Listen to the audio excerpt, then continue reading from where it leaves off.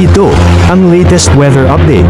Alamin ang pinakasariwang ulat panahon ngayon dito sa Information TV Educational Channel. Kasalukuyan, maulap na kalangitan na concentrated mismo sa Luzon dahil po yan sa habagat. Itong habagat ay naapektuhan itong Luzon at ng Visayas.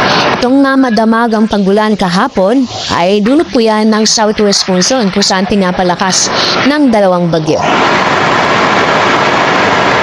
Sa labas ng ating Philippine Area of Responsibility, tatlong bagyo na po ang amin binabantayan.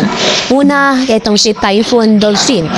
Nasa layong more than 740 kilometers bandang hilaga ng Itbayat, Batanes. Mababa o malabo na itong pumasok sa ating Philippine Area of Responsibility dahil ito'y kikilos pakaluran o papunta sa may southern part ng China. Yung pangalawa, itong tropical depression malapit sa bandang east of region.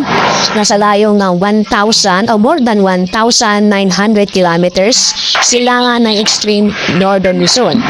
Ang lakas na hangin itong bagyo ay nasa 45 kilometers per hour.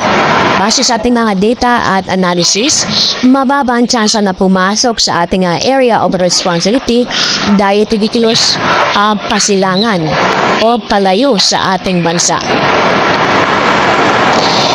Ang pangatlo at huling bagyong natin binabantayan, isa ding tropical depression na sa layong more than 3,400 kilometers silangan ng extreme northern Luzon.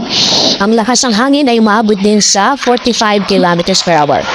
Malabo din pumasok o mababa ang tsansa na pumasok sa ating area of responsibility dahil ito'y kikilos din palayo sa ating bansa.